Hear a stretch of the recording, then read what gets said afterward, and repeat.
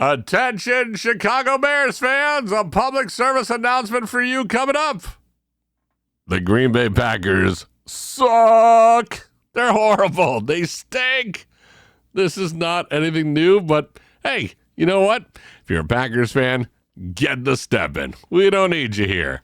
This is Bears Latest. I'm Dan Levy. I'm in Chicago. We only care about the Bears. We only care about Ditka. We care about 85. We care about Sweetness, Urlacher, George Halas Hall. We care about the entire Bears team. So if you want to hear about another team, go somewhere else. Go be a Steelers fan. That's where Aaron Rodgers is.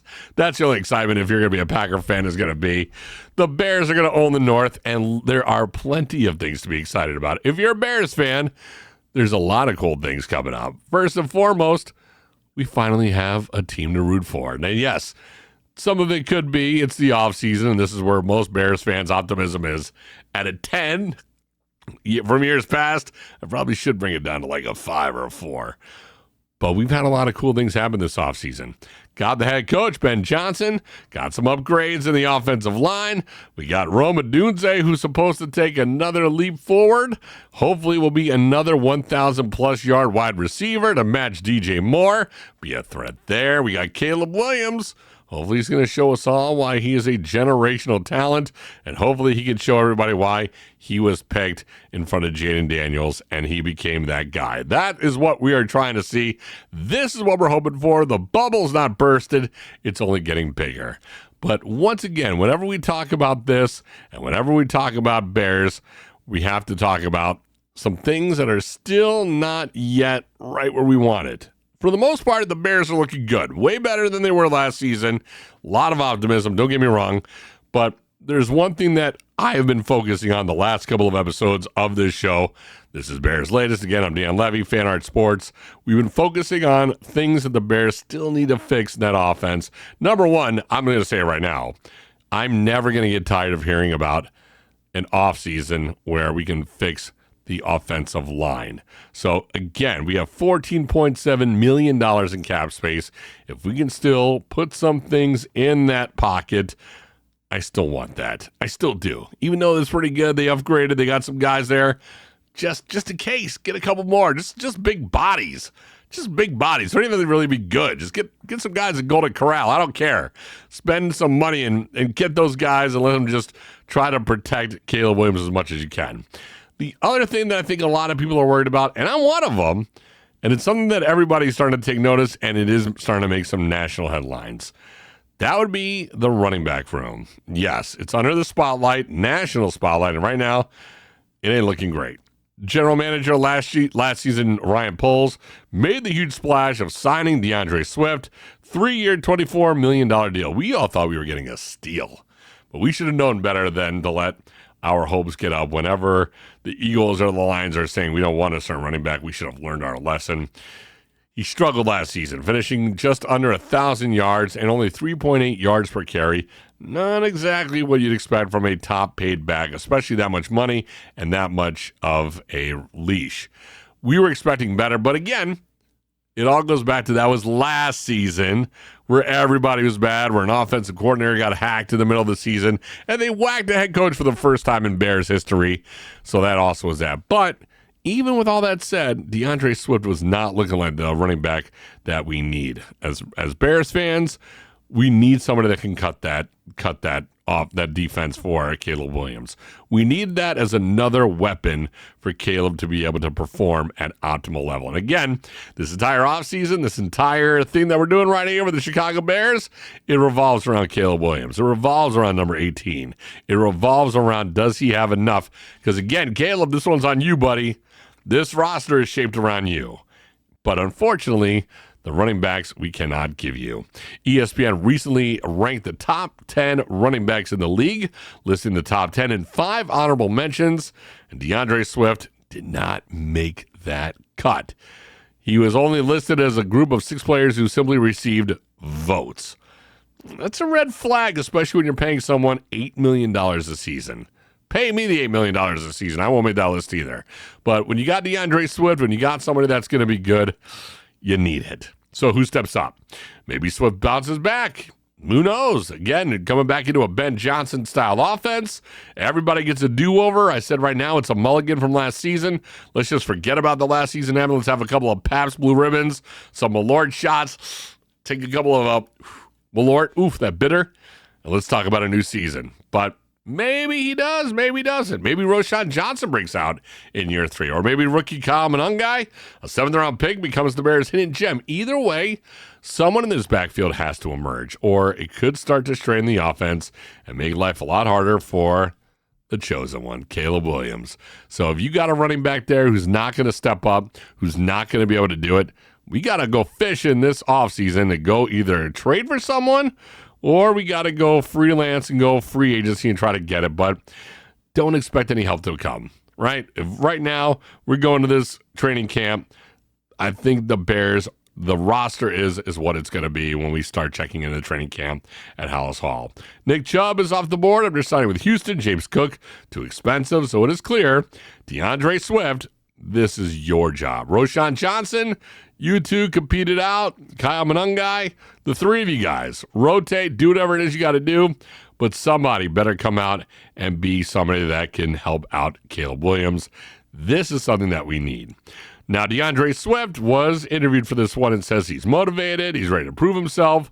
In his words, I don't need clips or highlights to motivate me. I know who I am, and I know what I'm about. I'm excited, especially to play for Ben Johnson and Coach EB.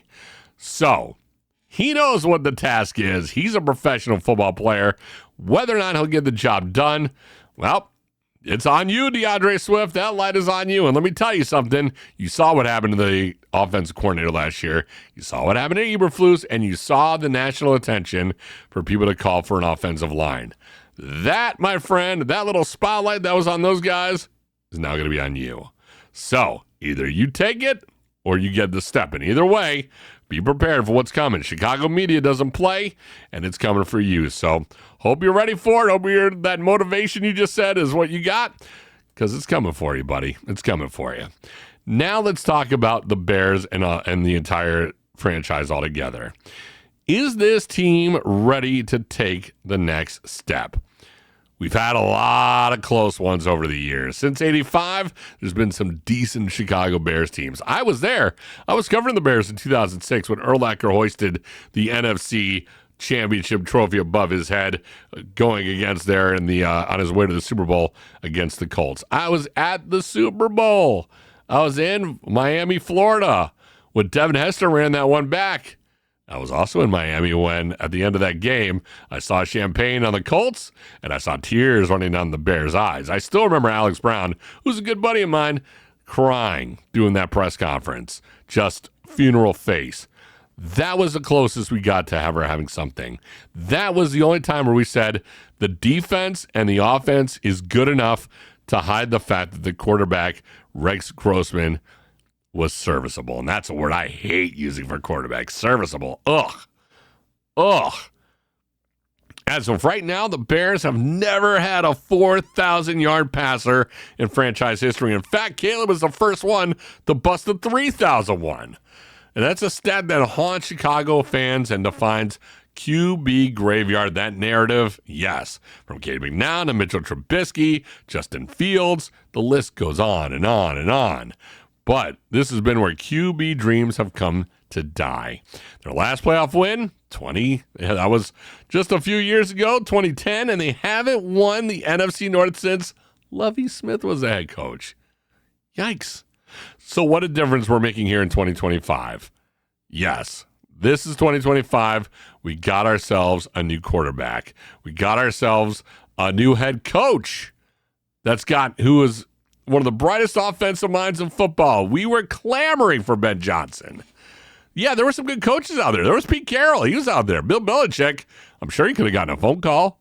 We could have used anybody that knew how to take a quarterback like Caleb Williams and mold him to where they wanted to be. But we snagged Ben Johnson, who turned Jared Goff, who we all thought was just a decent quarterback, a little above serviceable, and he made him almost into a Super Bowl quarterback and turned an offense in the Detroit Lions into a game-changing offense that we've never seen before. And now he's here to build an elite QB-friendly system. And again, it all falls on Caleb. Weapons, DJ Moore, Keenan Allen, Roma Dunze, Cole Kmet. Well, Keenan's not there. This is easily the best receiving core the Bears have ever had. Probably a top 5 group in the NFL. Protection, the offensive line is anchored by Darnell Wright, and reinforced this offseason is completely competent, maybe even good, but again, if this can stay healthy.